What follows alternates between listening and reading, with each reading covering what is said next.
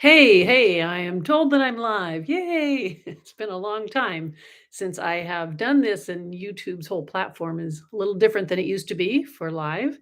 But I am here to help you and entertain you and tell you why solving your problems is really, really hard.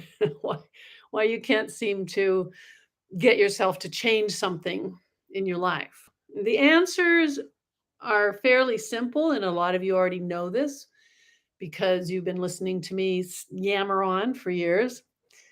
But we've got to all keep pushing the reset button on what we're thinking, feeling, and imagining, and the outcomes we're expecting. So, what we need to do is oh, and those of you who are hypnotherapists, you also know that you've got to get your clients to change the way their repetitive thoughts or their destructive thoughts or the things that are just burned into their brain as beliefs about why they can't change or why it's so hard. You've got to get those neutralized as well. I also am going to talk about porn addiction a little bit because that's an area that a lot of men need help with. So if you're a hypnotherapist or if you're struggling with that or you know someone who is, you might want to send them my way because I have a really cool program that has like, I don't know, probably 10 different sessions in it so that it approaches the issue of porn addiction from many, many angles, not just your beliefs or the habit or the physical things or whatever happened that started it. It goes into every aspect of stopping it and making it happen easily and not having to struggle with it. So, here's what we want to do. We want to figure out why it's so hard to make a change. In myself, I tend to notice when I'm silently making a statement that is not helpful. So trying to think of what it would be. Because you need to exercise, right? And so I think about, oh, I should go and take a brisk walk for half an hour. And I think, oh, I don't know. I don't really feel like doing that. Oh, I got some other things I need to do first, whatever. I don't say that out loud, but maybe those things go through my head. Of course, since I am a hypnotist, I kind of try a different tactic, but I'm just giving you an example of if that's how you do it or what you notice, or for your clients, what they're noticing. If you find out what their statements are, the phrases they use, the ones that lurk in the background that are kind of silent, that are very self defeating, then you can help them change those. So, how do we change those? If I were to catch myself saying something like, um, oh, I don't know, I don't feel like exercising. I don't really, I'd change my clothes and go to the gym. So I would notice that and I would take that statement and all the feelings I just got when I said that, and I would imagine having those get smaller and smaller and smaller, floating away and get even tinier until they're very, very tiny, just in the distance, maybe just a speck. Then I'll take a deep breath and just notice that right now, where my brain is looking for a reason not to exercise or to exercise, I can put something else in there. So just take a few seconds to say, I love to exercise. It's so good for my body and it feels great. And I'm always so proud of myself when I'm done.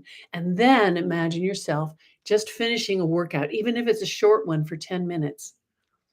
And then notice how good it feels. And or if you're with a client and doing this, help them notice how good it feels for them. Say, what do you feel physically right now? What's the best thing about this feeling? And let yourself create a phrase that has something to do with the outcome you do want. So if you want to exercise, for instance, you want to create a phrase that is, I'm really starting to love to exercise. I love how it makes me feel. So now we want you to use that hypnotically. So you'll close your eyes, take a few breaths, imagining yourself doing that, feeling so proud and so good.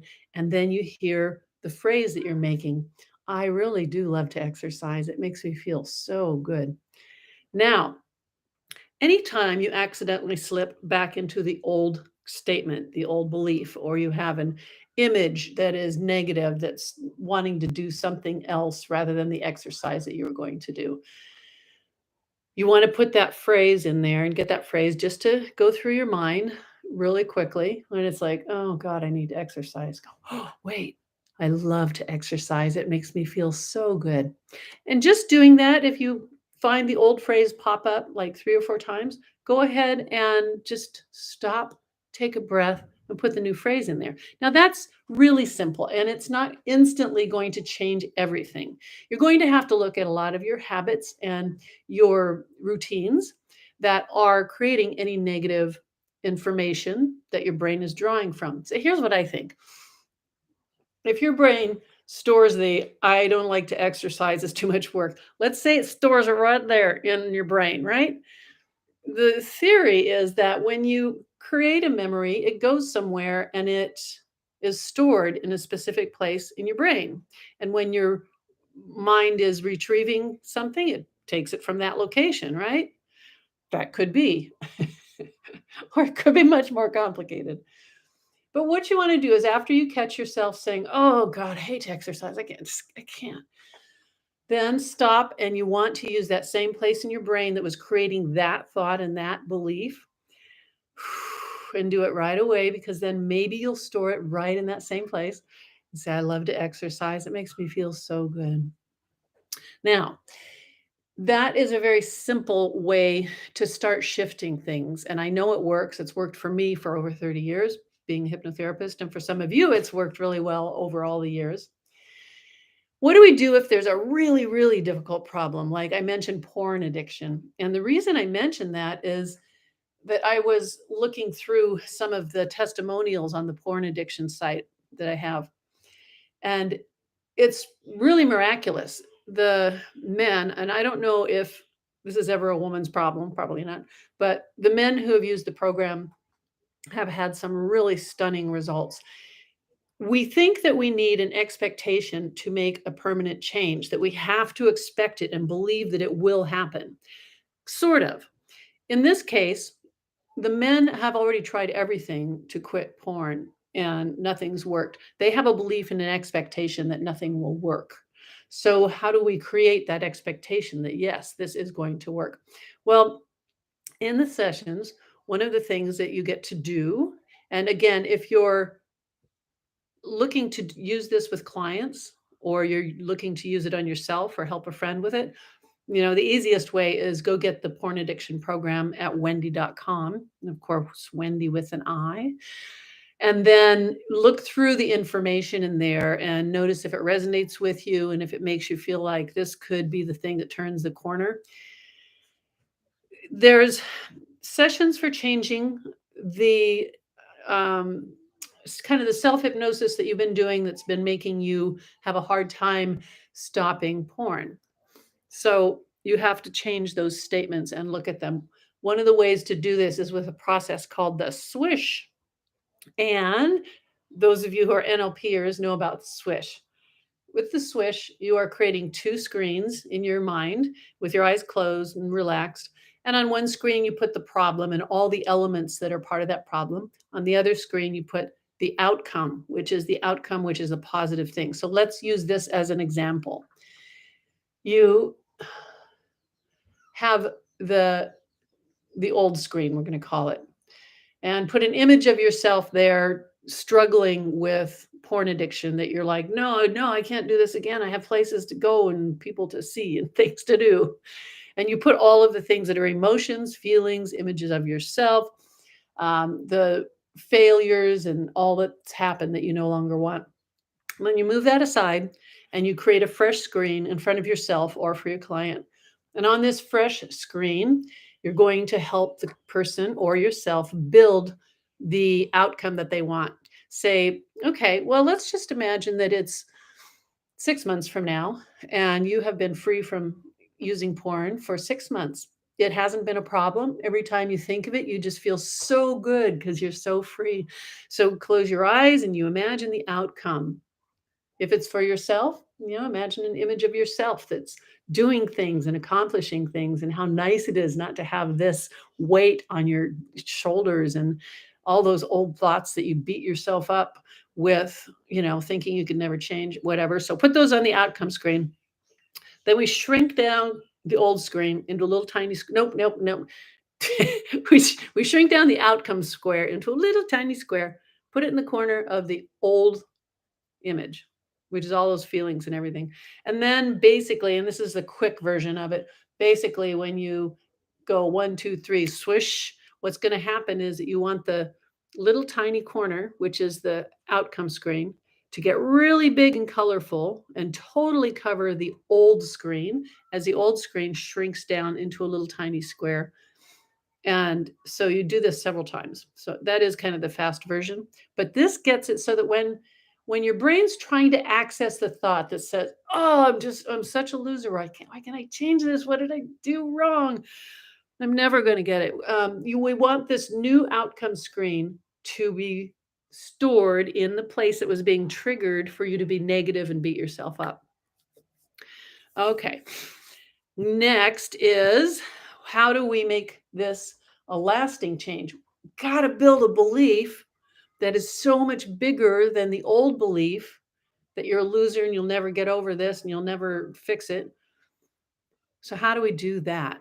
And for me, with my clients and on my porn addiction freedom program, you create an outcome by going into the future. And the way I like to do this is put you on a path.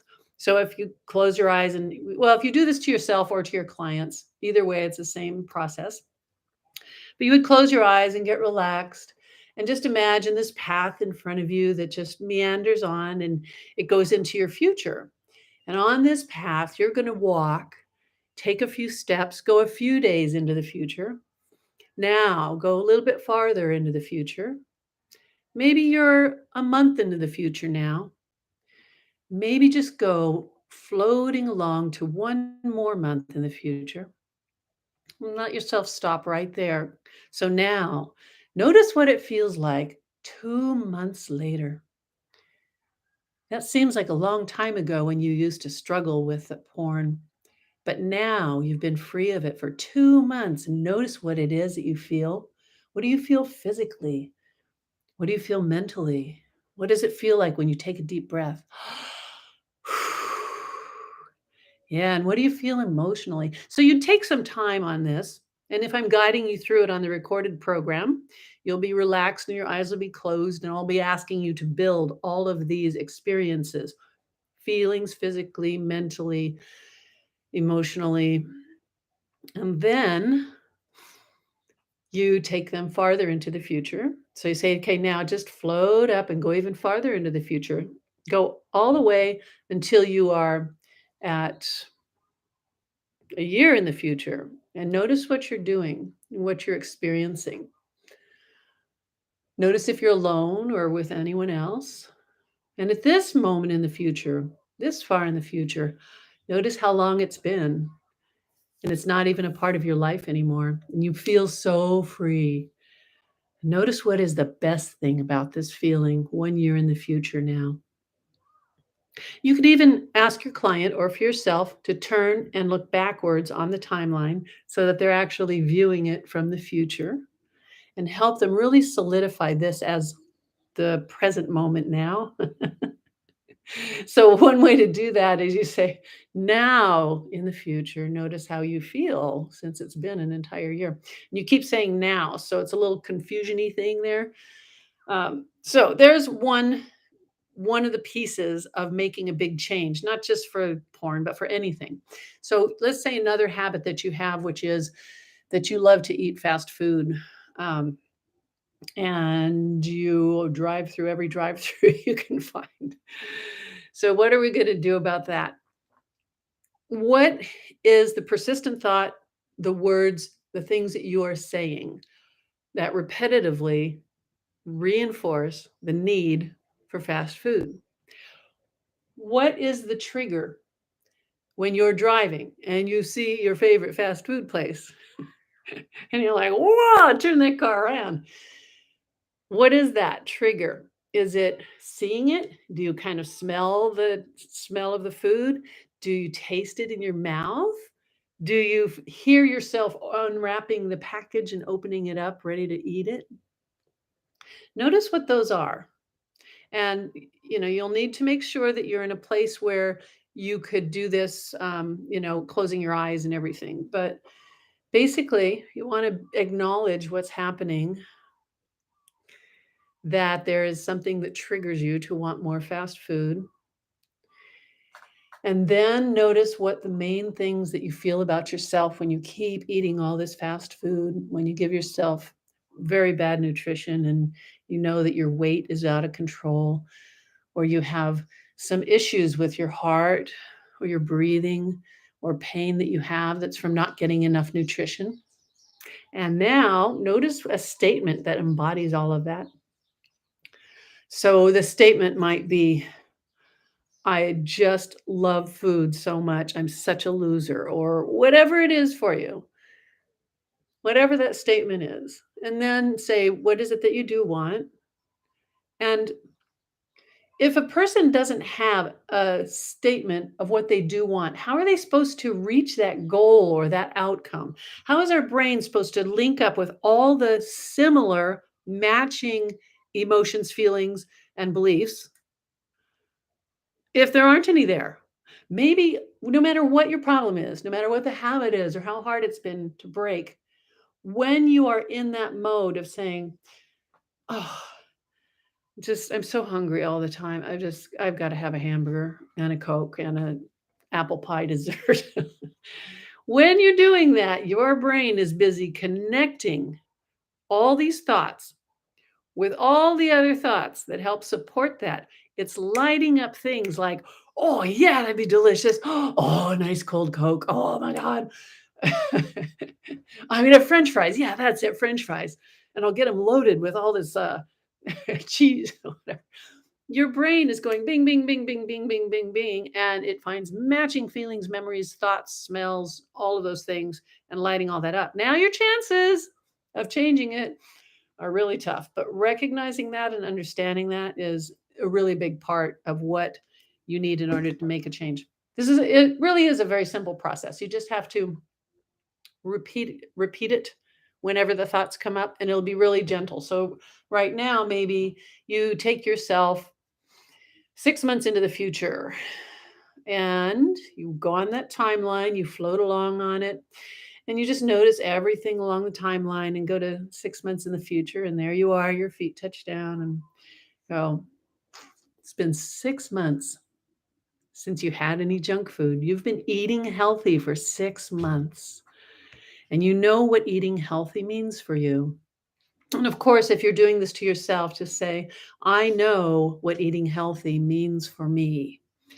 So at 6 months in the future, what is the best thing about eating healthy for 6 months? And just breathe that in. Right now, your brain is going to connect all of those places that want to be healthier, that don't want to live in fear. You want to live in certainty that your body is healthy, that you've lost some weight, that you're feeling totally in control. And you find that whenever you see a fast food place, you just drive right through it. Actually, I have a nice session called the Junk Food Junkyard, and it does that, and it triggers you to want healthy foods, and it freaking works, man. The testimonials have been really amazing. Okay, so you get that information, and then you could go another 6 months in the future and see how good you're doing and what the best thing is about that. And then you bring all of that back to the present moment. Bring that back with you. And in the present moment now, notice what you do want. Notice what feels really good.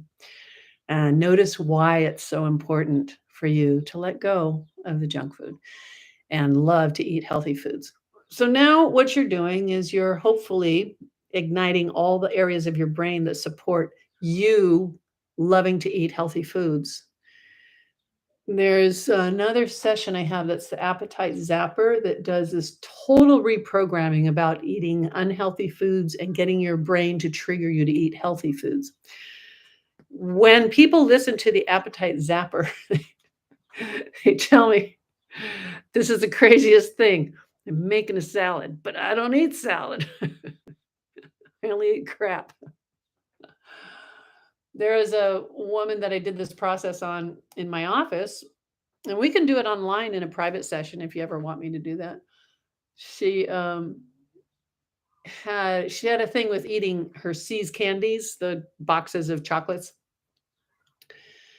And we did our whole process, and she went home and she called me and she said, "Wendy, what's wrong with me?" And I said, "What?" She said, "I I just got my box of C's candy from the chocolates from where I keep them hidden from myself." And I opened them up and I can't eat them. I said, "Well, what are you feeling?" He said, "Nothing. I just don't want them." I said, "Well, yeah, congratulations. That's exactly what we want." But it was that easy for her that her brain processed the information of, "I've got my chocolates up there. Here they are." But her brain was firing on all the imaginary future experiences she was having that told her that she loves being healthy and fit, and that those are just nothing, huh? And so your brain will neutralize the feelings it had of attachment towards whatever those foods are or were. And then a little bit of your practice, if you're doing this on yourself, is that you need to continually, consciously just make that shift. If you have a thought about, oh, fast food. Oh, sure, I'm glad I don't need that anymore. Let's go have a salad. Another woman that did the process of the appetite zapper, she went home and she said, "Something's wrong with me," when she called me. Said, "I'm cutting up vegetables." She says, "I don't eat vegetables." I have some in my fridge for the kids, but I'm just cutting up vegetables for a snack. I said, "Right on. That's excellent." Isn't that isn't that wild that we can change someone's horrible lifelong habit, or maybe not lifelong, but something they've been struggling with for years, by using some simple hypnosis strategies? If you're a hypnotherapist and you had minimal training, as many do, uh, um, you've got to be very careful what you're telling your client, because what you learned may have been so minimal that you really don't have the tools yet. If you're a person who is just learning some of these strategies from me and wanting to change some areas of your life, just notice how you're phrasing things. If you're saying a positive statement or a negative statement, if you're saying, "I don't want to eat sugar anymore,"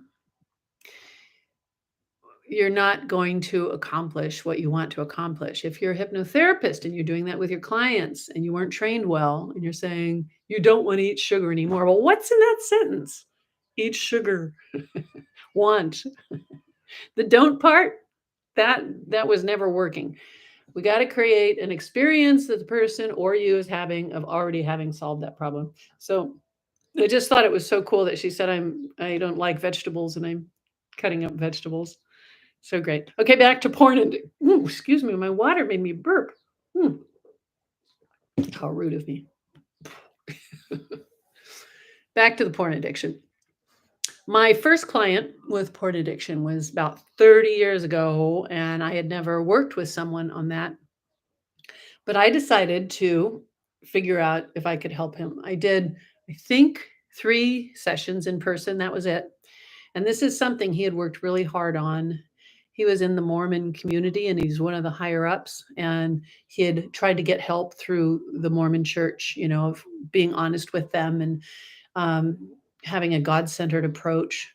He had tried all kinds of things, but what we did is found out what's more important to him, um, and helping him by some of the things I'm describing here. There was a lot more to the porn release program than just this, but it's getting him to experience himself as whole and complete and proud and no more conflict. And by doing that, there's several ways to do it, but the one way I really love is taking you into that future and experiencing it in that future. So in his case, hey, to the new people who are in here.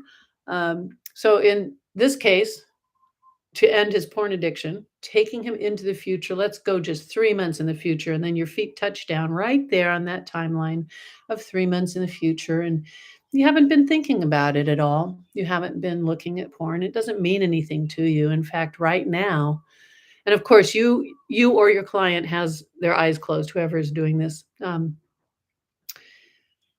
Notice that not having done this is freedom, and you feel so much freedom, and it's a feeling that you love so much that nothing can take it away from you. You'll always have this. Just notice how that freedom feels for you at this moment in the future. Now, the other thing I want to do is I want to turn, in this case, it was the computer that was a problem for him. So I want to turn that computer into a trigger. Every time you see that computer, notice that that doesn't have any effect on you. It just makes you feel stronger, healthier, in control. And just notice if you were walking around as you're imagining doing right now, walking around in your house, and you see that computer, you get an automatic feeling of pride because you know that's in the past and it doesn't have a place in your life anymore. And you know you love this feeling so much that you will keep it. Things like that. So, what we're doing is creating that trigger so that now, instead of it triggering guilt and anger and self hatred and feeling like a failure and having exposed your problem to all the people in the church and everything, well, we did we did 3 sessions of working on that, and he years later, he got in touch with me even and kept saying, "I'm still, still not a problem." But he was able to quit that quickly. Right after our sessions, he had quit. And it was because we neutralized the power of the trigger, in this case, the computer. See, I can do that for a lot of problems. So if you're coming in just now to watch this, you might want to start it from the beginning when it posts itself up. And what I'm helping people with right now today is just really difficult problems that you have a really hard time getting past and that you can't seem to stop a bad habit.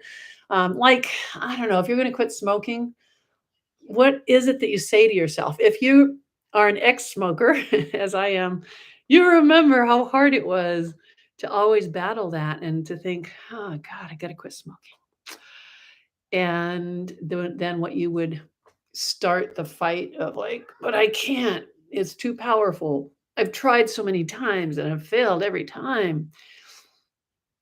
Here in Hawaii, the cigarettes are really expensive. I don't know how smokers manage. They're like $10 or something, maybe more.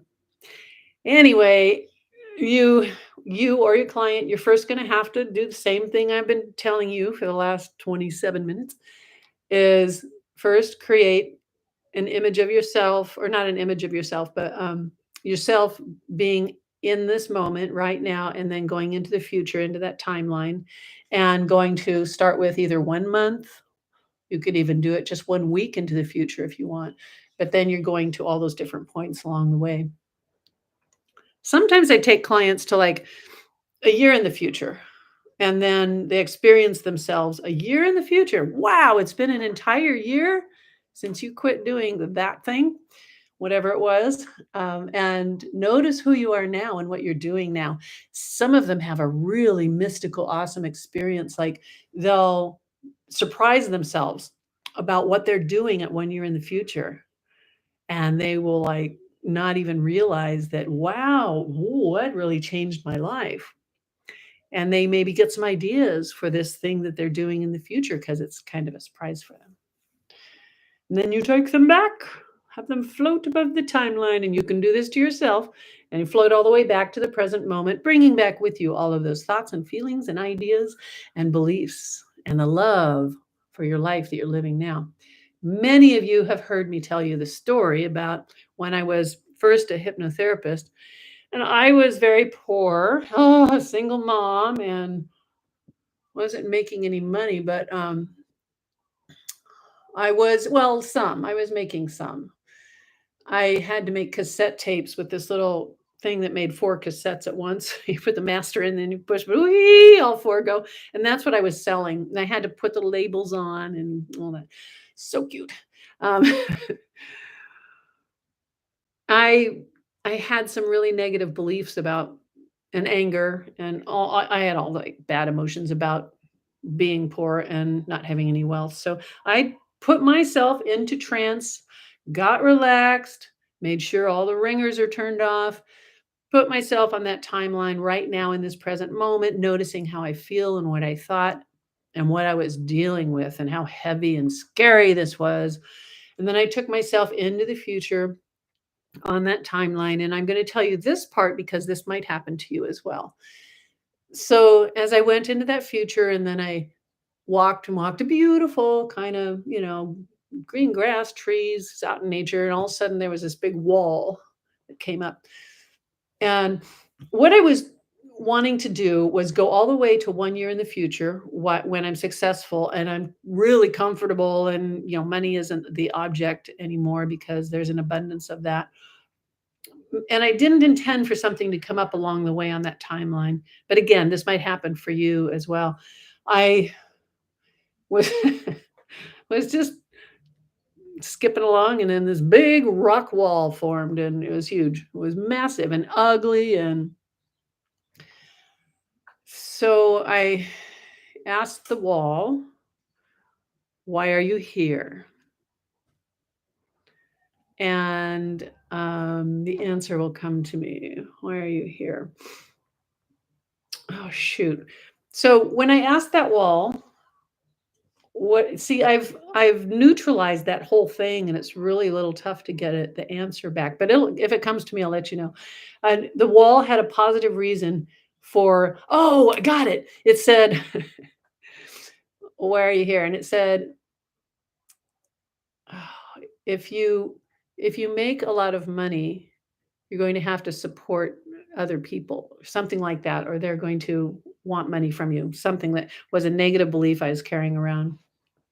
But anyway, I decided I would take the wall down, physically imagining that I was crushing it and taking it all down and continuing on in the timeline and got all the way to where I was 1 year in the future. And this is so important for all of you. Create this future outcome. Don't just think about it and don't hope that you'll do it someday. Actually do it. And when you're in that future, 1 year in the future, notice what's happening. I didn't plan or intend or see anything on purpose. It just all of a sudden there were all these people. And these people were loving the work that I had been doing. I had a book in my hands that I had written, and I was like, "Really? I wrote a book?" And oh, and then there was something that told me that I had made $1 million or more in the last year, which was pretty far fetched, but I didn't make that up consciously. It just came to me. So, in doing that, and all these people that were so grateful for the work that I did and loved my book and stuff, then I just asked my subconscious to bring back everything from that future moment, all of the thoughts and the feelings, and all of the ideas and the creativity and the knowing that it's all going to work out so well. And then float up and then came all the way back to the present moment. My feet touched down. And then I did a little more talking to myself and some gratitude and opened my eyes.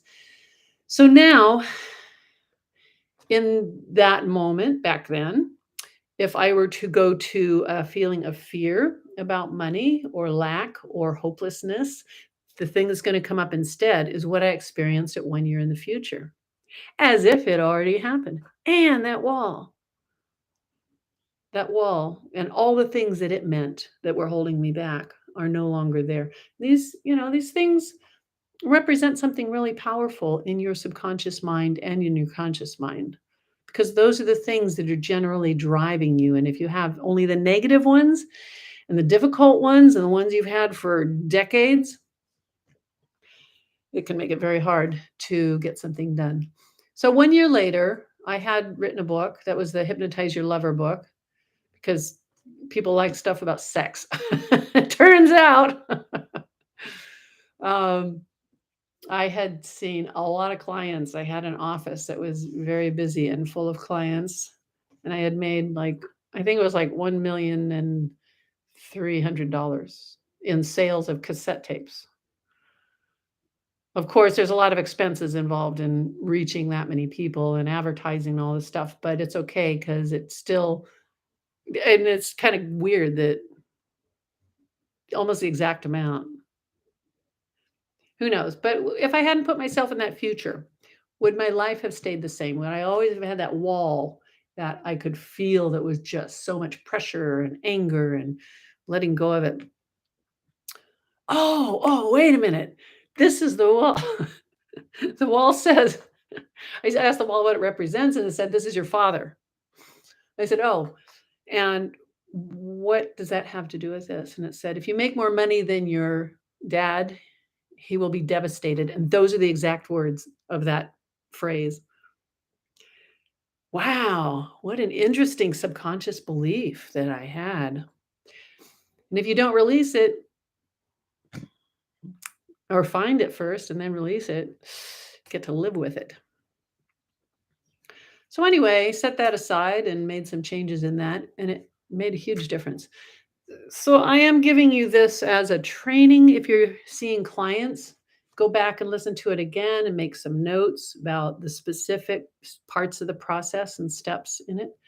Um, or go to my site at wendy.com and buy something. I've got lots and lots of programs that have multiple sessions that if you're a hypnotherapist, they're like a training course for you because you listen to them and you get the process down and you get it even better than trying to think it up and trying to write your own script or trying to read somebody else's script you found online. There are so many bad scripts online. Oh my gosh, this woman who was not a hypnotherapist, she recorded a stop smoking recording from a script she found online. I said, "Send it to me." It was horrific. It was all the most negative things possible that you could put into a person's mind, including, "Now you're lying in the hospital bed and you're dying because you're a smoker." I mean, all the things were reinforcing being a smoker. You're lying in the hospital bed and the people that love you are here watching you, waiting for you to die. Your body is so sick. And you have so many regrets. So this she didn't know any better because it's not her thing. She just wanted to record this thing. The torture that that would create in the brain of a smoker while you're trying to think, "I just don't have enough willpower," and your subconscious mind is going on about it. You're in the hospital bed. You're dying. But you know who else did this? Was Paul McKenna. You guys know who Paul McKenna is? I'm sorry, I can't see the chat, so if you guys are chatting at me, I don't know why I can't see it. I can see the bottom of it. It's kind of a space thing. Maybe that's where I gotta go blow my nose. Hang on one sec. Don't go away.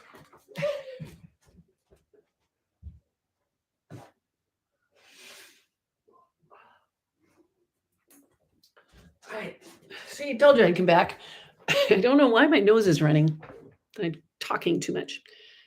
Um, and I can't scroll the oh, I know.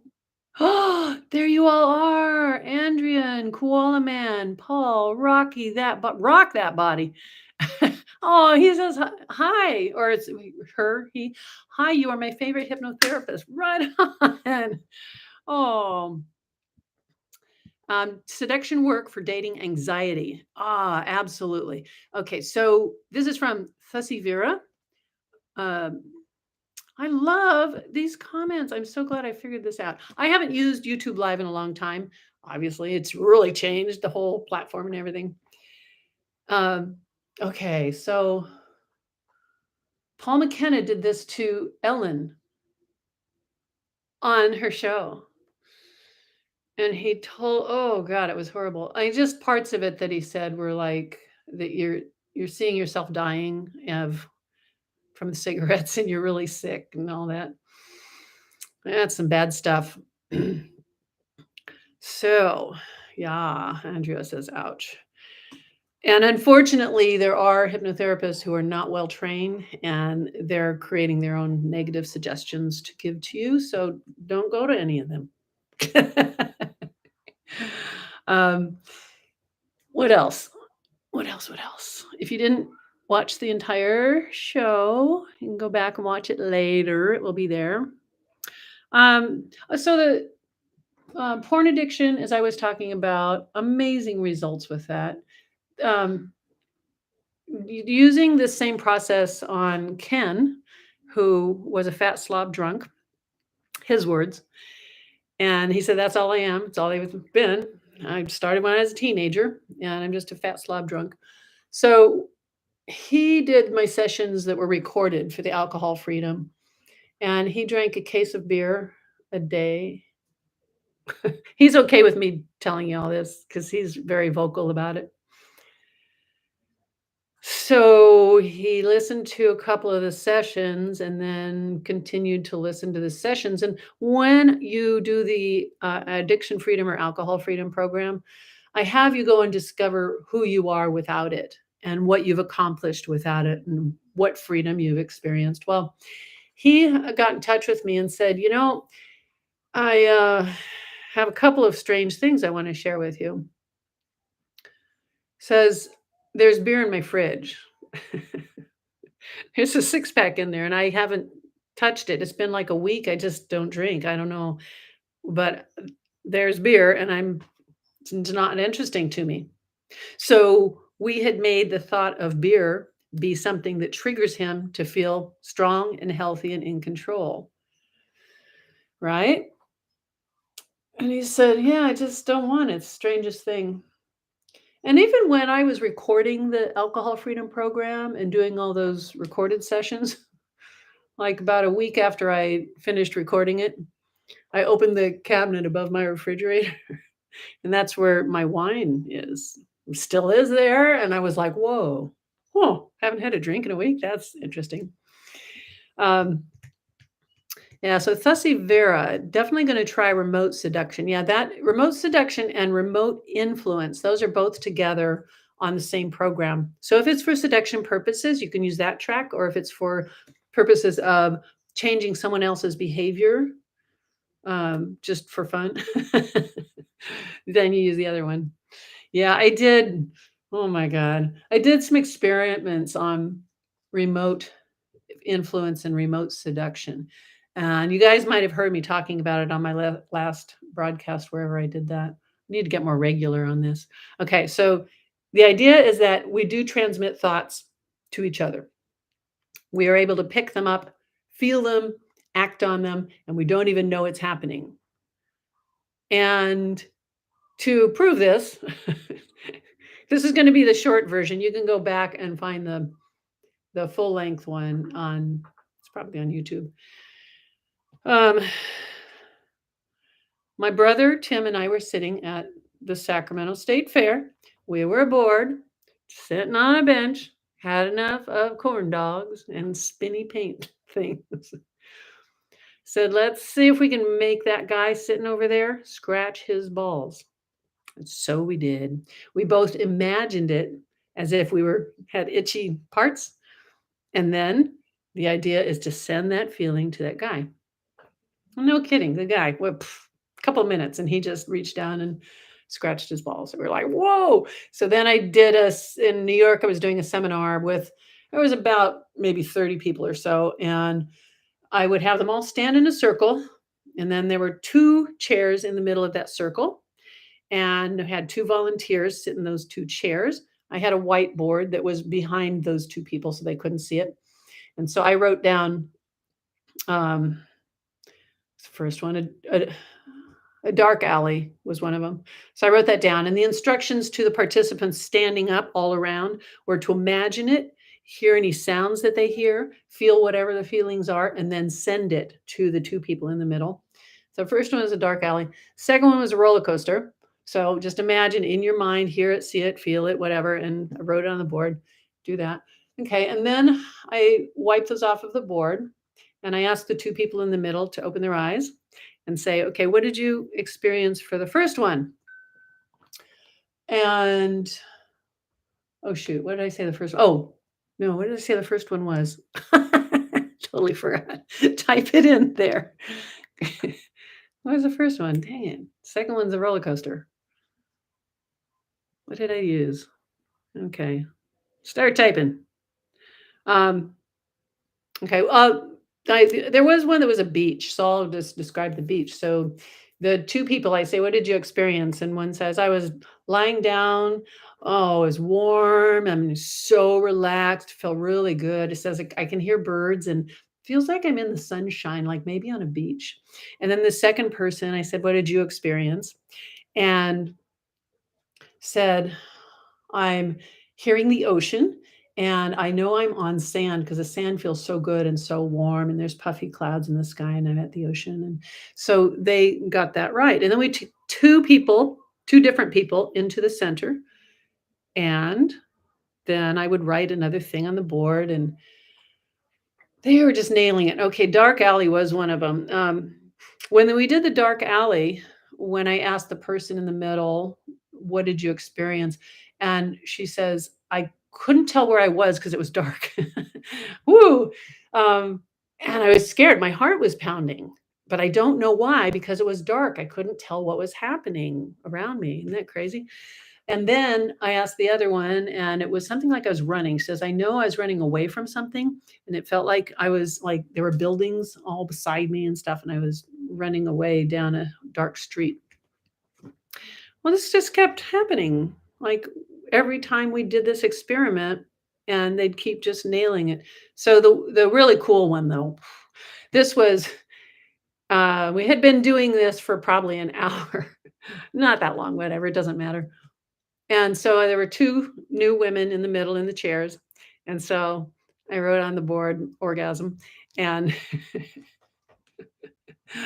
I'm thinking, "Surely this is not, to the way to go," but I figured I'd play. Then after we're done with that and whatever the other one was, I asked the first lady, "What did you experience?" And she said, "I can't tell you." Said, "I can't tell you, I can't." Well, what just some things just no. And she was just smiling away. And I asked the second woman, and she said, "Oh, that was clearly an orgasm that was being sent. My whole body got all warm and just felt so good. And I could tell that that was the energy of it." And of course, they weren't having orgasms at the time, but she says it was just, oh, I felt all those feelings. And she was really getting into it. And then the woman next to her goes, "Yeah, me too." Me too. So this is why we need to be very careful with when you are thinking silent thoughts towards someone or something. When your 10-year-old has a tantrum, are your thoughts, "Oh, I wish he'd just stop having these effing tantrums. Oh, I'm so mad and I can't stand it anymore." Are those the thoughts you're sending, or do you want to send an outcome that could be helpful? Like feelings of feeling at peace and being balanced and content. And you send that to your 10-year-old son who has tantrums. You do that repeatedly and continually. Imagine him having a voice so he can speak about what's really bothering him and that he's getting more peaceful and more at ease. This, all the experiments I've done, I mean, it just works and works. And we are transmitting these things even if we don't know we are. There was a dog at my friend's art studio, and the art studio is huge because she and her husband made these massive sculptures. So it's way across the way, facing the wall. And we're just sitting there talking. And so at one point I went, "Well, come here," and the dog just kept facing the wall. And she said, "Oh, he won't come to you. He won't come to anybody. He was abused in the past and he doesn't like people much." So then while I'm talking to Bonnie, then I started thinking about handing the dog a milk bone, and I imagined the dog loving that and like, "Oh, so happy," and the dog coming up and putting his head on my lap and stuff. Guess what happened? The dog got up, trotted over all the way across, and put his head on my lap. He was a pretty stinky dog, I remember. Like, "Oh, okay." So I said, I told Bonnie what I did. And then since he wouldn't like it, I'd say, "Okay, you can go now." And he wouldn't go. He just kept his head on my lap. I said, "Well, what doesn't he like?" And she said, "Well, people who had him before used to yell at him a lot." So I still feel bad about this. So I imagined myself yelling at him that I was standing. I didn't look at him. I just imagined I was standing up over him going, "You're a bad dog," or whatever. And that dog turns around and goes all the way back to the corner. So if I haven't convinced you yet, then I'm sorry, but this is a really big subject to know that our thoughts transfer and focus other people on other things. And we do indeed have this ability. And I don't know how it happened when I went into my timeline 1 year in the future, how much of that possibly influenced or changed people's focus or somehow created something that continued. I don't know. But anyway, I want you all to have thoughts about that rather than what you don't want, what you do want, and use the processes that I described to you earlier on this video. And if you missed the beginning of it, uh, go back and watch it. It'll be there. And then go to my site and find a solution for your problem. I have solutions for hundreds and hundreds of problems, but they're not just like a one little recording for 20 minutes. They're an entire program looking at all the different aspects that are needed in order to make a change, because hypnosis anymore is not, the swinging a watch say you're not a smoker anymore, you don't need cigarettes. Imagine eating all the ashes in the ashtray. Hypnotists do that. Yeah. Oh, that might have been the other thing Paul McKenna did to Ellen, was to tell her, imagine eating an ashtray. I'm not clear on that one, but the previous one I talked about.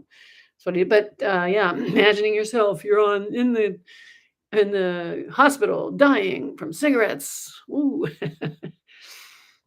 Koala Man says thoughts are things. They sure are. I'll tell you, after this many years, over 30 years. So, I didn't answer your question, Thusi Vera. Does your program, Remote Seduction, work for dating anxiety? So, you did make me think about the remote seduction and the remote influence. So, yes, the way you would use this for dating anxiety is that when you go into the future, when you hear the words I'm saying and telling you what you're feeling and how you're thinking, you're going to take that persona or that version of you and go into that future and experience yourself in that dating scenario as that person. So now you could think about it ahead of time, like, what kind of things do I really want to feel about dating? Do I want to feel relaxed and funny and let them see who I really am so I'm not so nervous? And you don't want to put the word nervous in there, but maybe you want to write down some of those positive things, or you want to just discover them when you're in that future. And just let yourself be open to other messages that come in. Remember, at the one point in the timeline thing that I mentioned, that it said, uh, that it's your dad, that the rock wall represents your dad, and the negative things he has about women being successful and stuff like that.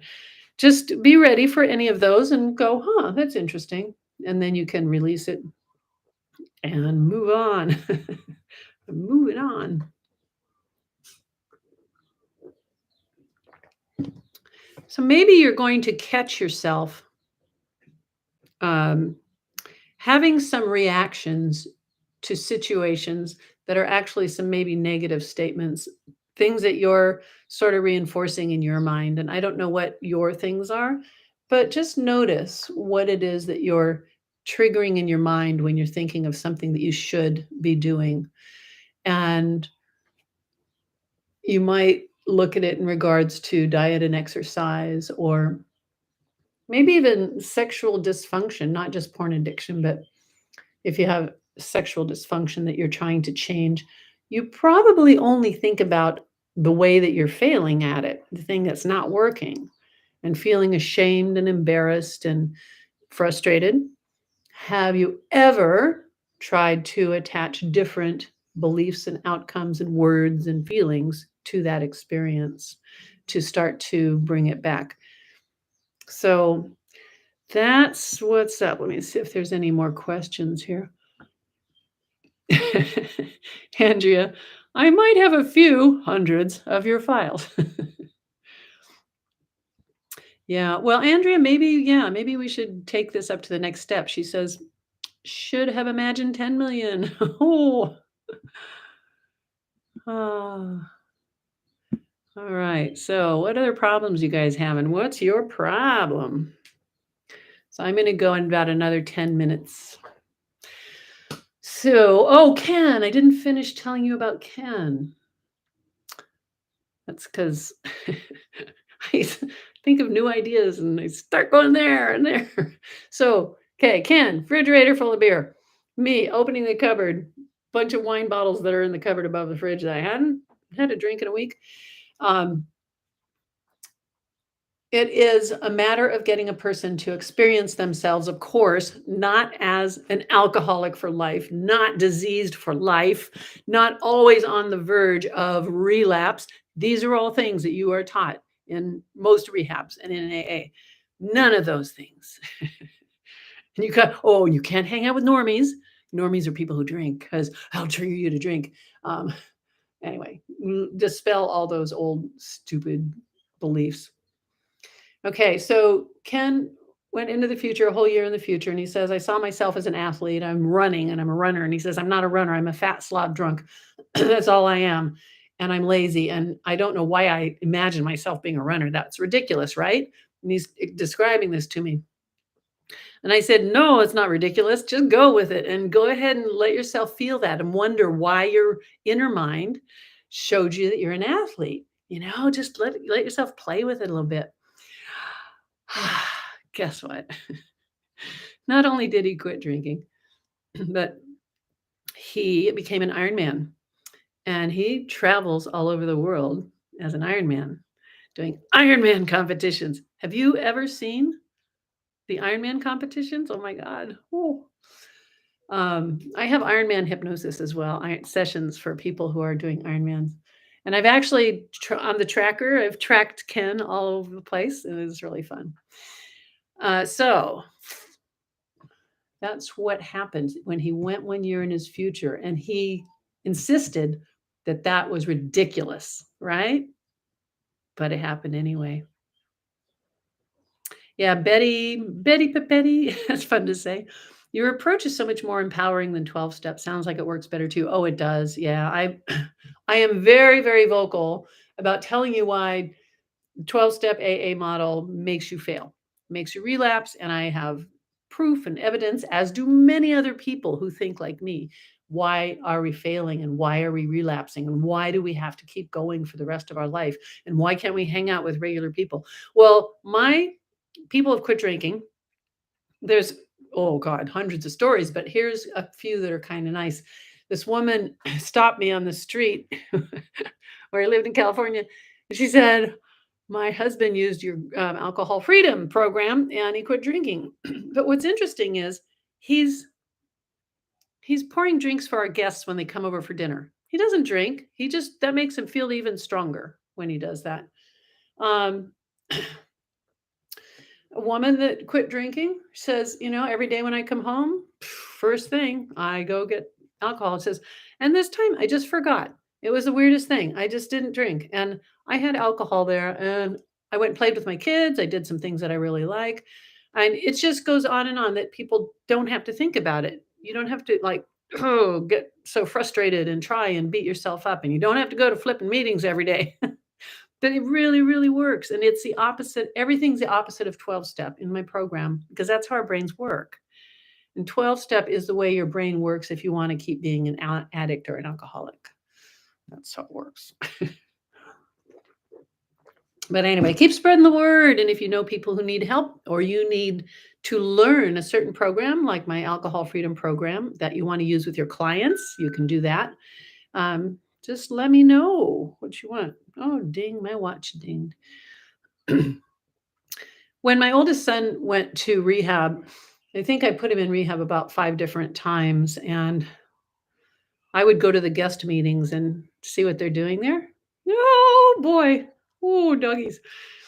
The first one I went to, I had just paid them all the money. Went to the meeting, and the guy gets up in front of the group, and he's an AA speaker. He goes and speaks at all different rehabs. Says, hi, I'm George, and I'm an alcoholic. Hi, George. And because you're always an alcoholic, apparently.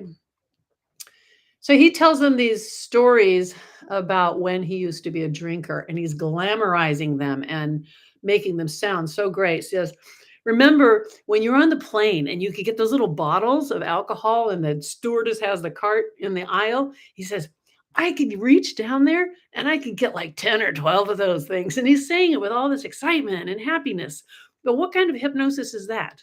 He's attaching this experience of getting all these little bottles of alcohol while he's proud of himself and laughing. Oh, it's the greatest things that I could just drink for free on the flight.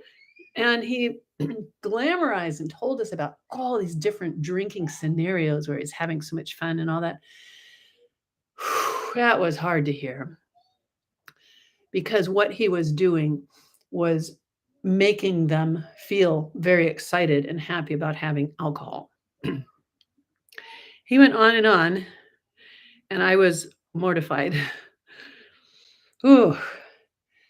He's a professional AA speaker, and he goes to all these different rehabs speaking, and he's glamorizing it and talking about how hard it is to quit, and he's basically hypnotizing you unknowingly just because he's the authority standing up there.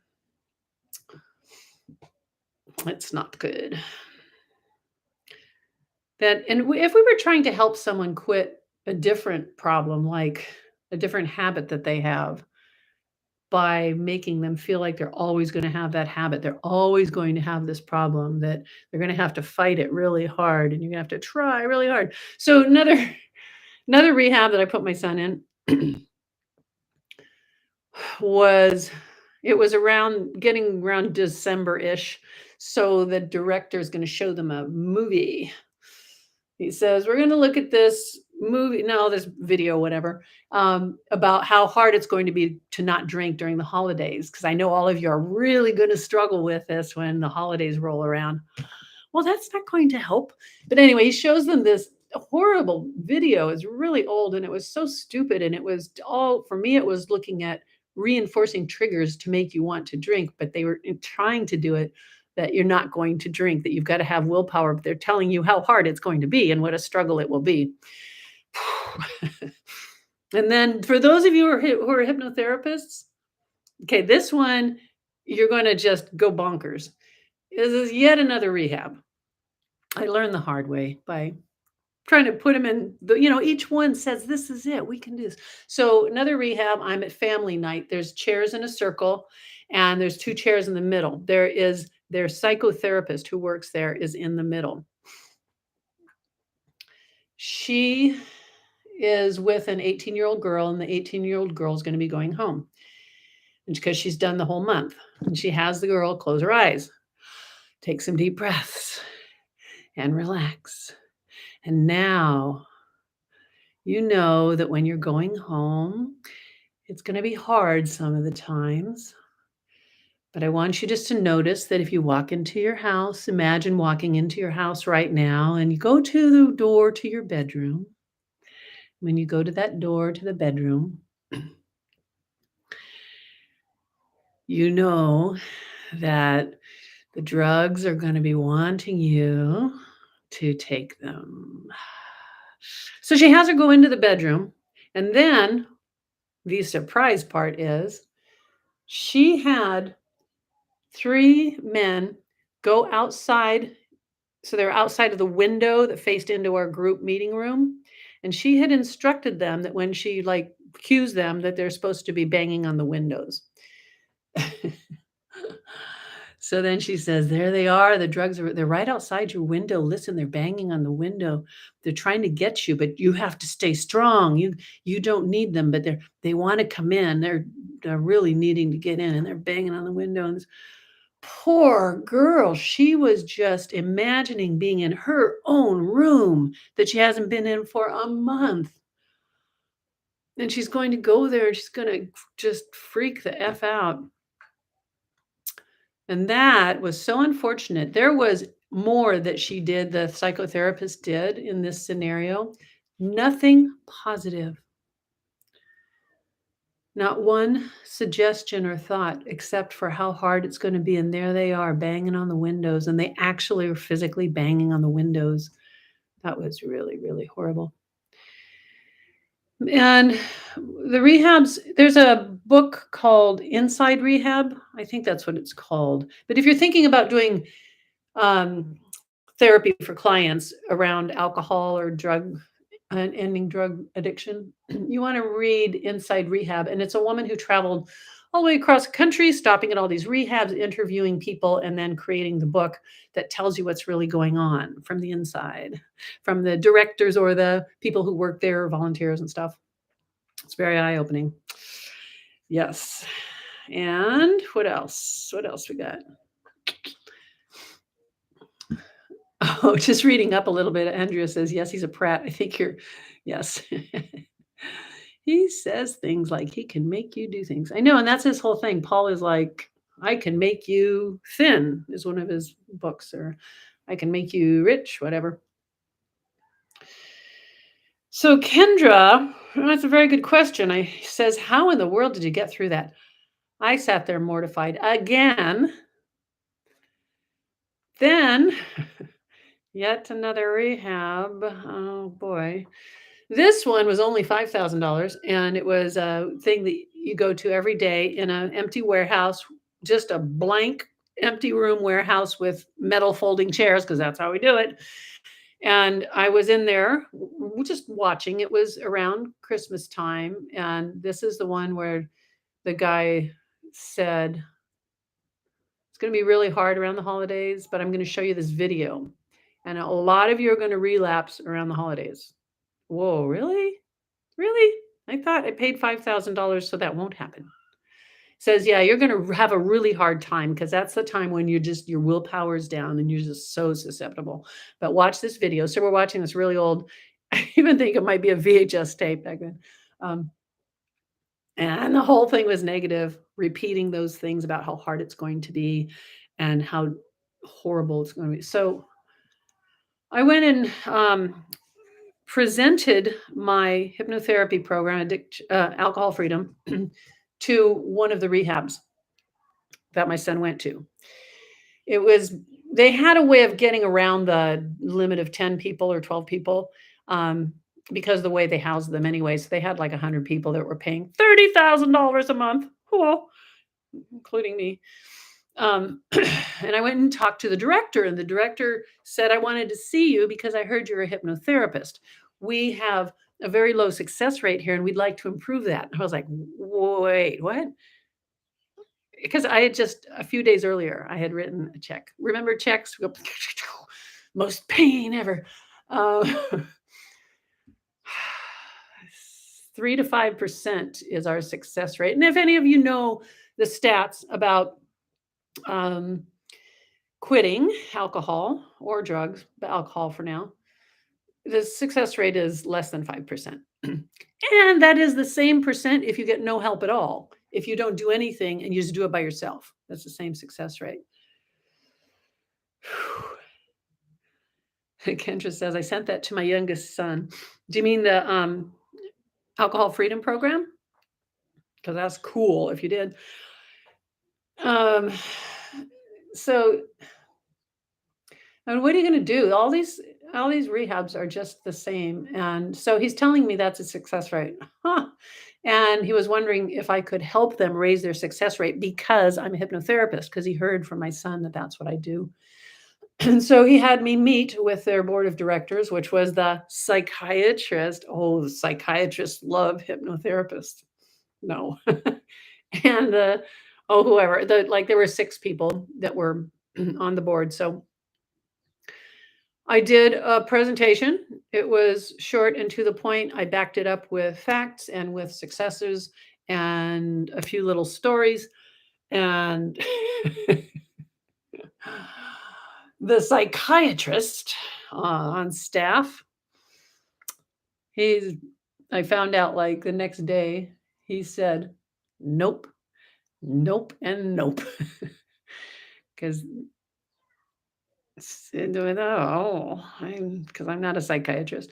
So yeah, he just told them all, nope, we're not doing hypnotherapy. Even though, come on, I did a great job helping them understand what it is and all that. But Yeah, that was unfortunate because I could have made a big difference. There's a man who opened a rehab in Malibu because the same thing, when I read his book, it was almost my exact story with my son. So he opened this rehab in Malibu, and he has 12 hypnotherapists, several who have been trained by me, and he has a whopping success rate, something really high. I don't remember exactly what it is. I don't want to misquote it, but it's like 90% or something long term. Um, just said I didn't want to quote it, and then I did. Uh, so he has a lot of yoga and nutritious foods and fixes the imbalance in your body through nutrition and other things that he has. You have hypnotherapy every day because they have 12 of them there at that time when I was looking into this. But it's really holistic. It's really good. It's non 12 step because he learned the hard way, as did I, that 12 steps is bullshit. It is something that was desperately needed back in the what 1920s, 1930s maybe. There was nothing to help people with alcohol. So some guy made it up and decided this is it, and that's where it came from.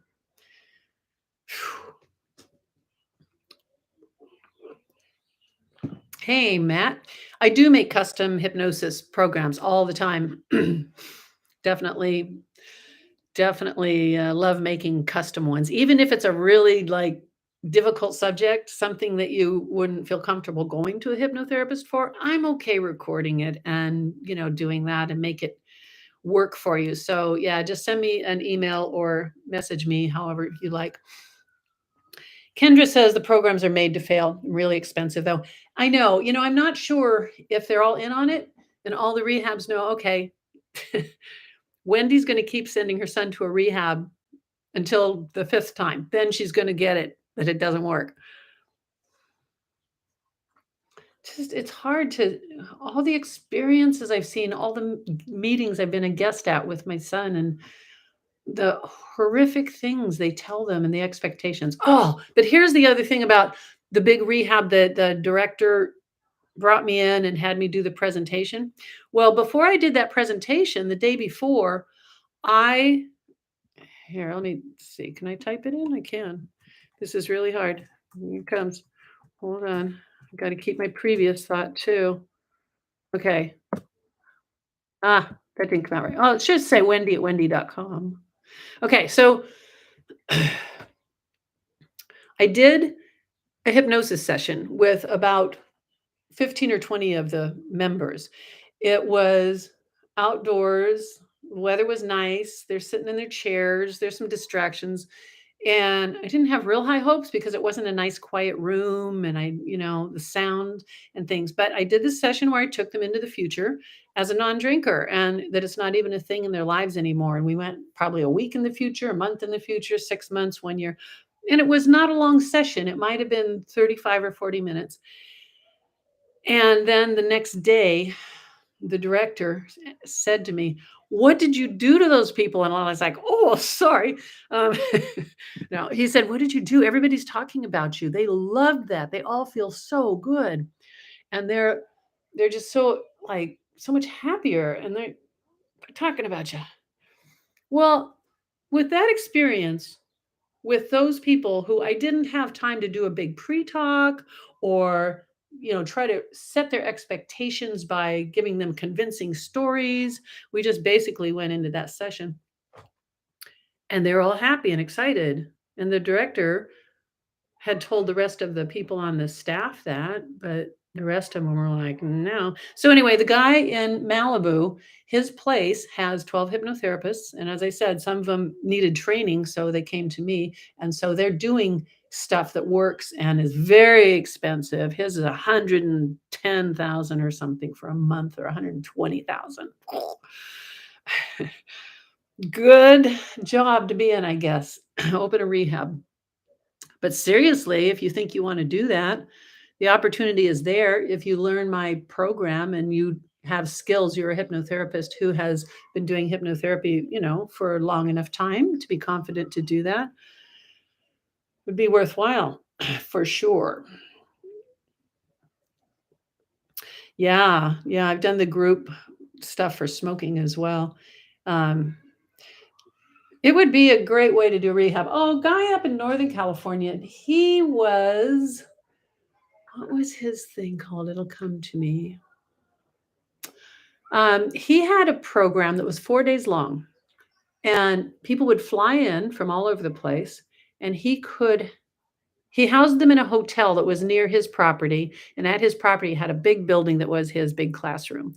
And I think he had like 40 people, and it was $5,000 each for you to come there for the 4 days. That's not bad compared to other rehabs. His approach was the exact opposite of AA, and it goes along with a lot of what I'm saying and what I'm telling you about, addiction and stuff. And he had really good success. What's the name of his book? Come on. Anyway, maybe someone else will remember it. But his program was great, and he did this for many years. If you're looking for a business model that has great potential, of course, this would be a tremendous amount of work to get all this going. And organizationally, if you do the math, it's not a bad job. Matt, I remember I fell in love with your party hypnosis trick videos when I was a kid. Oh, that's awesome. Oh god, that video is still on YouTube. Oh my god. So, and the quality was so low back then. But I leave it out there because it's a blast. Yeah, so let's see. Yeah, questions. If any of you have any random questions, whatever they are, I'll stick around for a little while longer. I'm trying to make up for all the time that I haven't been doing any videos or training or spreading the word about anything. I don't know. I got COVID. It's been, oh, jeez, I don't know, 2 months ago. But I got it. And then I took Paxlovid because it's supposed to make you get better. But guess what? It makes you relapse. And so I immediately relapsed. Like I was well for 2 days. And the second one was even worse than the first one. Fuck. What it does to you if you have it long COVID or you have it a second time is the organization of thoughts in your brain, which is really fun to deal with. Ugh. Yeah, Matt. He asks, "Are you okay?" Well, I am. I can do this for now an hour and 17 minutes. Uh, there's certain things when you're doing something that requires that you have this information, and then you're adding like this information, and then you have to remember these pieces. And I don't know how to explain it, but it's the sequence of thought events. And on the long COVID forums, like on Reddit, a lot of people talk about this. They say the sequential thoughts that I can't keep this part in my brain.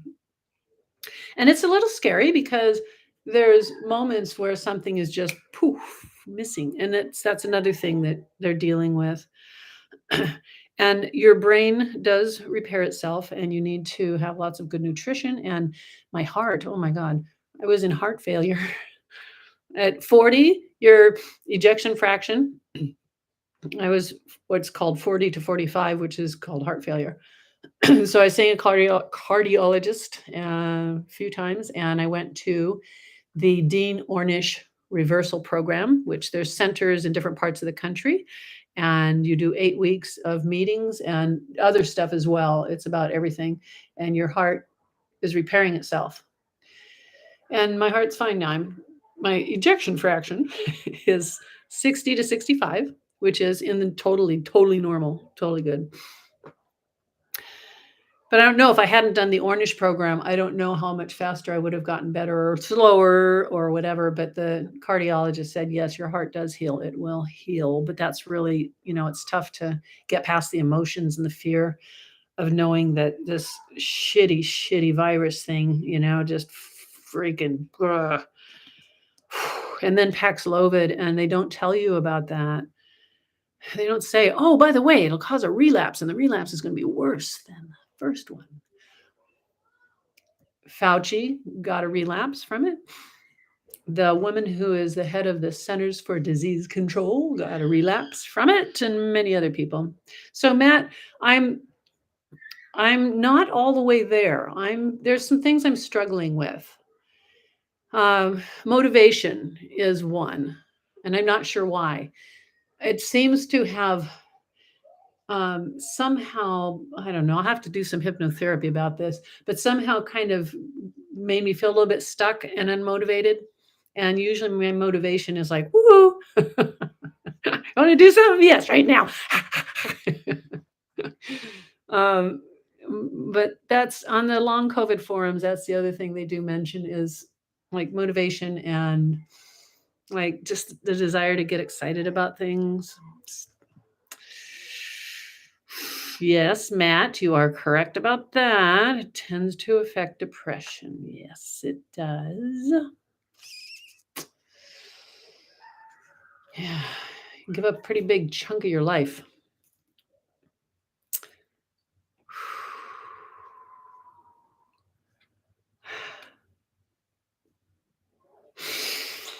Kendra says, do you think it might have been your broken heart from your son? My son passed away too at 35. Big hug with love. Yeah, that's a big subject, huh? Yeah, my son died of an overdose after he went to 5 rehabs, which is even more proof that rehabs don't work. And he was in that mindset of just one more time. Like he got out of the rehab, and then most of the addicts, and he was a heroin addict, it's just one more time. And so that's what he did. And he tried so hard, and he's so brilliant. Like he popped in to speak at one of my trainings that was for alcohol freedom for hypnotherapists, and there are about 30 people there. I don't think he's ever gotten up and spoke to a group. He had no planning and no training. He was just popping in. I said, "Oh, hey, why you're here? Tell him what it's like to be an addict." He had them in the palm of his hand for about 45 minutes. He was talking eloquently and beautifully and describing things and so confident. And his message was so powerful. And he's just telling about all these things from the inside of rehab and inside of his heart and soul. He was a smart guy. He was fearless, but that happened. A lot of people it happens to. It's tragic for every single one that it happens to. Yeah, yeah, it sucks a lot. So Matt said it sounds like vaccine damage. I don't know. Maybe that could be. I had 3 vaccines. So no more of those. I had to go get a shingles vaccine because apparently that one you want to get when you're old like me. Because shingles is woohoo. Yeah, no more COVID vaccines. No, no. We don't know enough about them. I was pretty gung ho just because I didn't want to get COVID. Isn't that hilarious?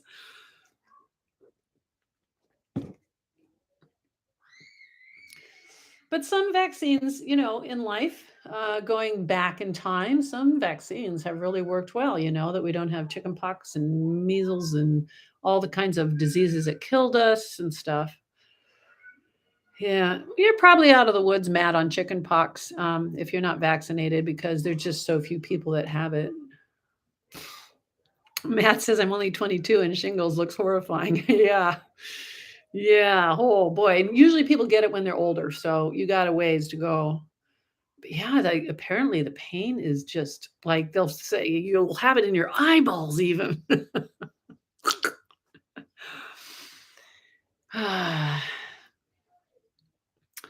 Yep, life. Boy, life is quite a thing, isn't it? Especially now on the other end of this whole ridiculous thing that happened to the whole world, and now they're saying it got out of the lab in China. And here's something that doesn't have anything to do with you guys probably, but in Hawaii, they have video because on the big telescope at the top of the mountain, what do you call that thing?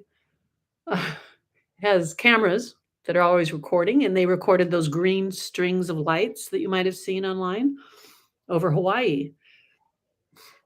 And if you read what they found out about that and you live in Hawaii, go, oh, yeah, ooh,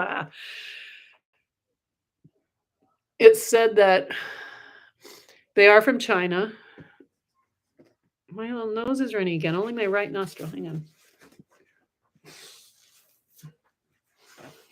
They are from China, and these strings of these lights, these lasers, are mapping out things for locations and looking at the currents in the ocean and the winds and all these things that they are assessing in order to send rockets. Wow, how about that? You read up on it, it's there. I think I saw it in Drudge Report in one of those headlines. Matt says chickenpox, if you had it, it immunizes you against shingles. Oh, I don't think I had chickenpox, but I'm not sure. I'm not positive, so I did anyway. Anyway, so Hawaii, China, scanning these islands to send some missiles. Ah, just found that out. What do you do? You know, if that's really the case, and they seem very certain about this, that that's what these lights are doing. The scientists have looked at what this whole curtain of lasers. So weird. Oh, Kendra went to went to school on Big Island. Yeah, Hawaii is really cool. But if the China has their way with us, why would they want to do that? It would send a threat to the mainland of the United States. Maybe they can't reach the mainland yet, and the islands are a difficult target because they're very small areas. I don't know. I don't know.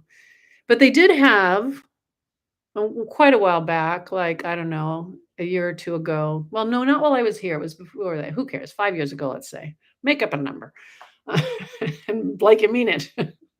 Um, there was a Korean missile incoming that everyone was hearing the alerts and everyone's phones are blowing up and those sirens or whatever are going off. Well, it was a false alarm, but the people in Hawaii thought, that's it, we're all dead. That would be really traumatic to have to go through that. Yeah, so I'm liking the Big Island. I have a definite lack of things to do that meet my expectations for entertainment. If you live in Oahu, you go to lots of concerts and football games and just all the things. You got lots of stuff that's going on there, festivals up the wazoo. But here on the Big Island, not so much going on. You can go to the beach, you can go surf, you can go to another beach.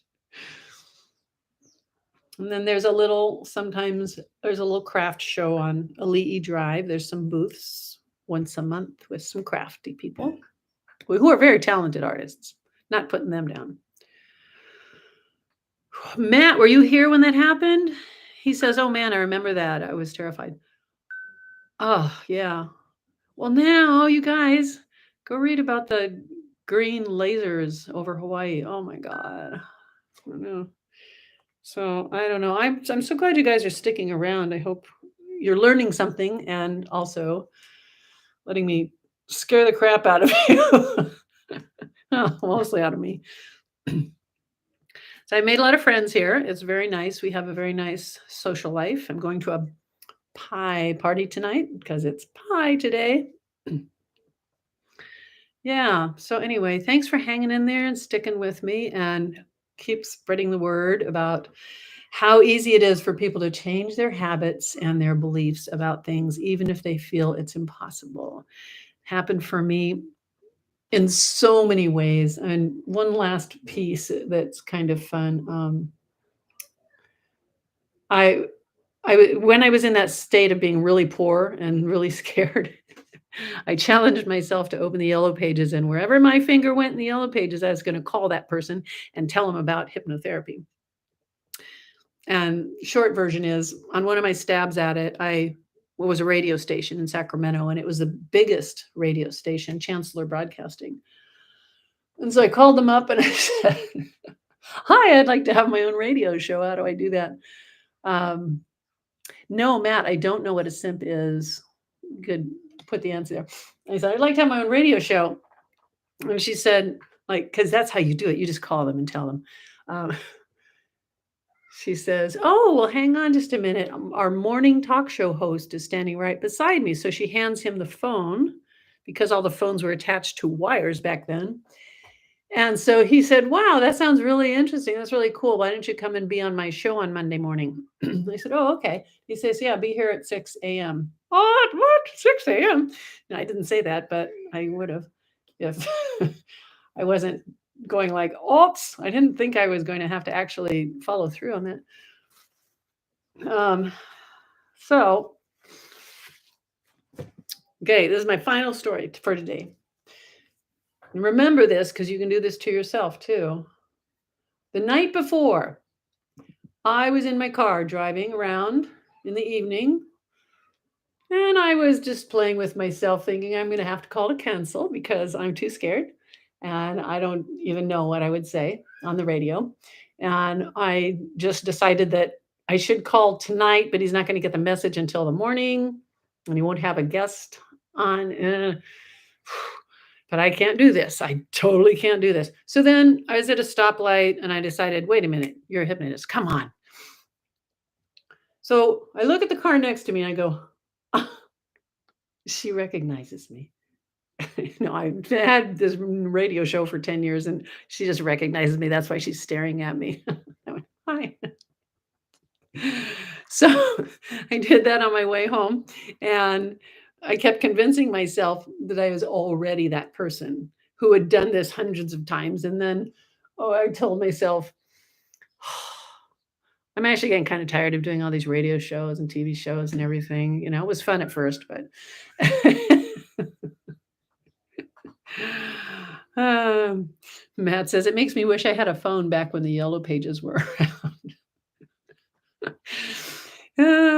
Oh, Kendra found me on Art Bell. Wow. Oh, yeah, George Norrie. I was on his show. Started at like 10 p.m. and we went all 4 hours. I had to stay up and be like smart and stuff. Ah, middle of the night, Art Bell. Next day, everyone in my office, I had like 18 employees at that time. I was like, okay, guys, get ready. I don't know what's going to happen. It was amazing. Okay, so then I tell the lady in the car next to me, oh yeah, she recognizes me. Everybody does. I've done this hundreds of times. And that helped my brain have a pretend memory that felt real enough to get me to go show up at 6 a.m. It was just enough joking around with myself like that. Now there was also a little more part of me that said, yeah, this will be fun. Oh, just try it because you'll regret it if you don't. And what if it does work? What's it going to be like? And then I said to myself, not while I was driving in the car, but later, close my eyes. The moment I walk in that studio and I see that microphone, I'm going to be interesting, funny, educational, and they're going to love every word I say. Now, whether or not they will, another story, but if I had that expectation, and then I go in there, and no kidding, I did, and there was that microphone, and 3 hours, I was in the studio for 3 hours, and we took callers, and the lines are, like, full with callers.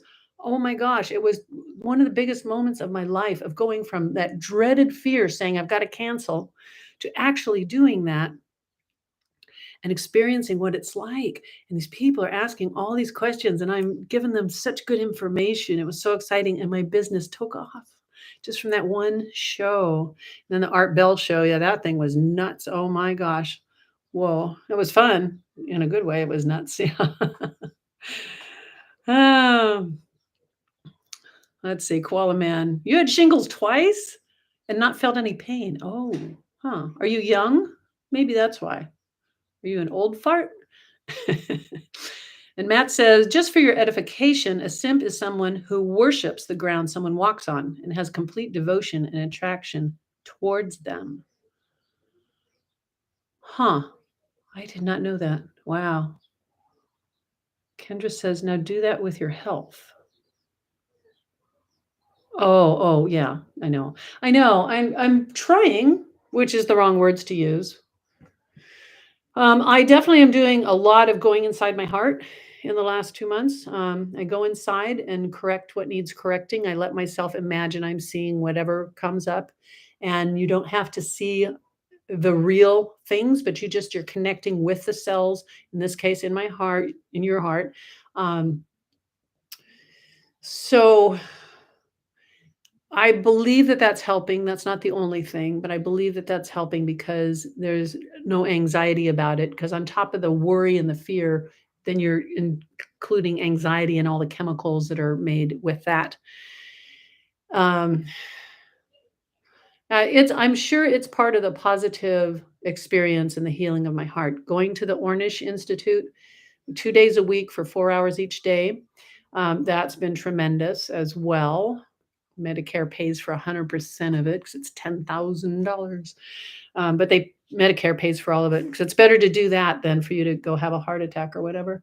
But yeah, that was really nice, really conscious eating and the ingredients and all the things that you're not going to eat and what you should focus on because they made us a meal every day so that they could then talk about what ingredients to use and not use and such.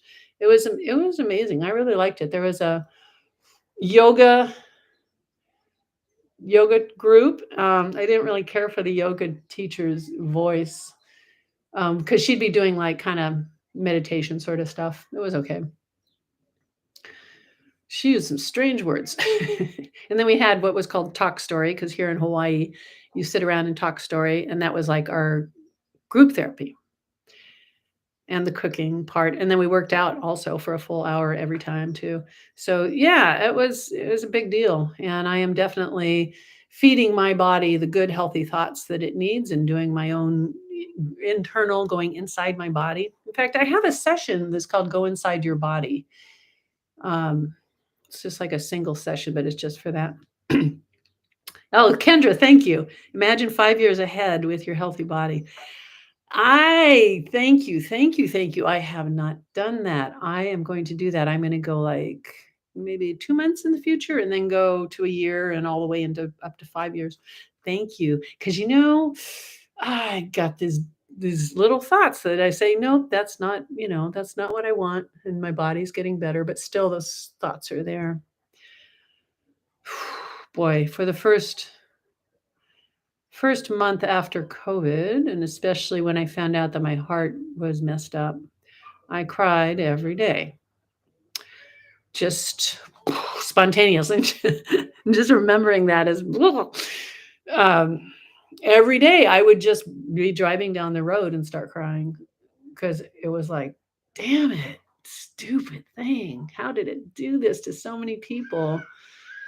And all those thoughts. So I turned that around and I got myself to not be in that state of hopelessness and all that. And a lot of the stuff at the Ornish Institute was really important in making that happen. And I am going to continue to do the right thing and give my body the right information because the amount of stories over the last 30 years from my clients and from the people who listen to the healing programs that I have, they have had miracles, total flat out miracles that defy medical science. And a lot of you already know that there's just crazy miracles that happen. And it's only taking the time to relax your body and your mind, let go of distractions, and go to the part of your body that you need to fix. There, um, like skin stuff, we can fix skin stuff, no problem. That one is pretty easy for some reason. It responds to hypnosis. Phantom limb pain. The brain is still thinking that the foot that got amputated is still not healed because the message from the foot, this is my theory, message from the foot didn't go right up back to the brain to tell the brain, okay, you can stop trying to force the healing on this foot. It's all healed. I know it's weird, but I've done this with amputees and phantom limb pain, and it's worked every time.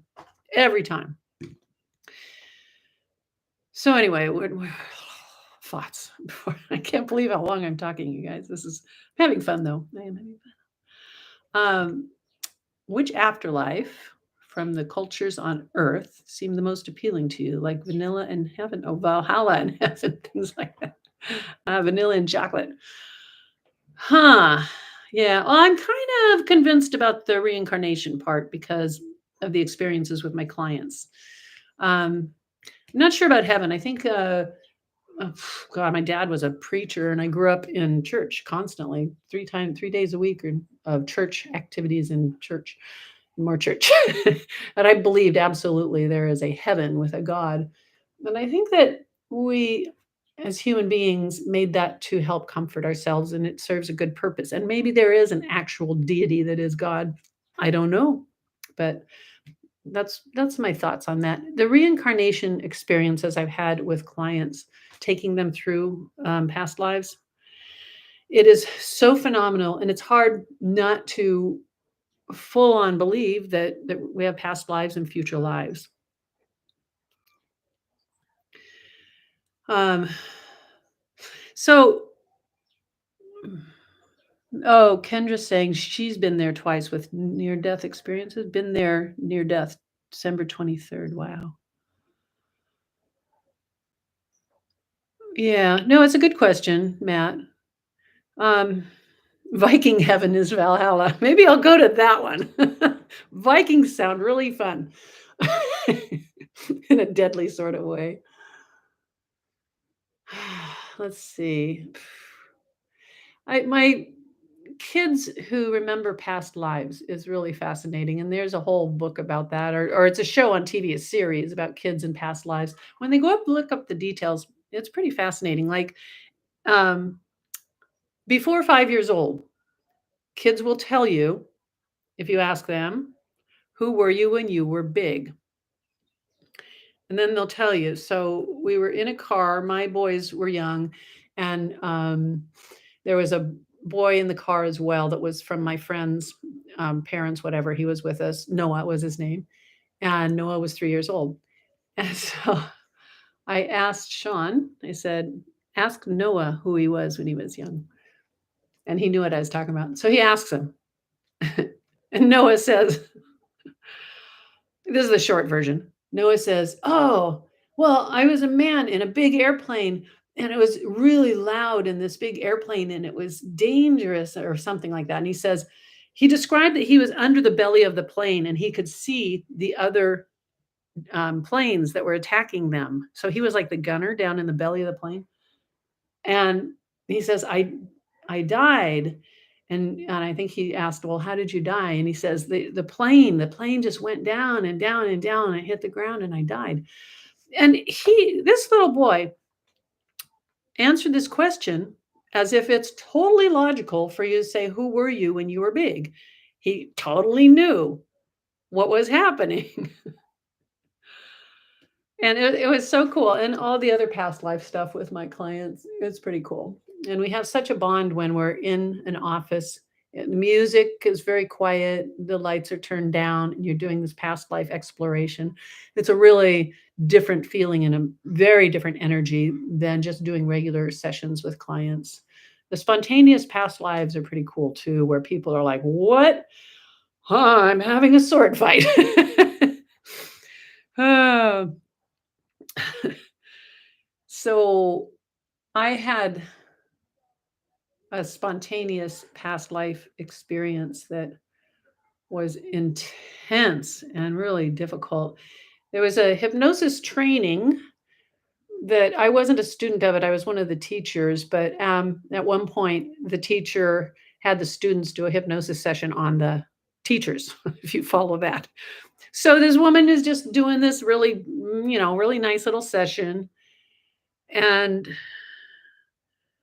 she said something like, "Go back to a time where you felt really loved," like, just to close out the session. So I go back to a time where I'm walking on a wooden sidewalk, looking in a window. Is obviously, a lot of years ago, and I started crying, and I cried so hard, and she would ask me, "What's happening?" And I said, "I just love that man so much. I love him so much. I can't." It was a long time ago. I still got the got the stuff going. And he was, like a tailor. He made hats, a haberdashery, whatever, and men's clothing, and I gave her all the details and everything, but they couldn't stop me from this heaving, overwhelming crying. So they sent, what was her name? The one that was running the whole show. So she is a hypnotherapist, and Shelly came over and she led me through the rest of it. But the student didn't do anything wrong. But that was my really big, oh boy, cool, knocked me over past life. That was really something. Let's see.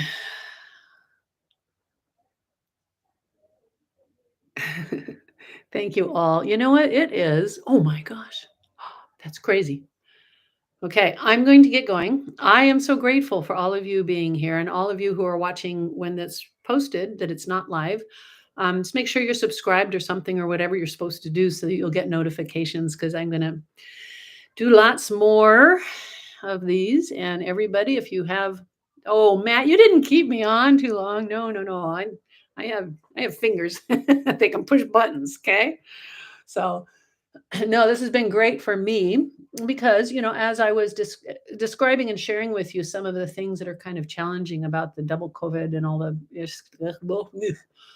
it's always it's always a bit good to verbalize things and knowing somebody's listening and somebody, bunch of you that kind of care. So I appreciate that and you allowing me to do that and be vulnerable at times. This is a different format than it's like, here's your seminar. Okay, buy my stuff. This is just us having known each other, some of us, for over 30 years. Yeah, so okay. You're very welcome, Koala Man. Yeah, Matt. Yeah, send me an email, wendy@wendy.com. Just spell it with an I instead of a Y, and you'll get it to me. Or you can go to my website at wendy.com and then just click some link somewhere. Anyway, have fun. Feel free to go shopping at my website and change your mind and change your life. Aha. Bye-bye, everybody. So much love to all of you. Bye-bye.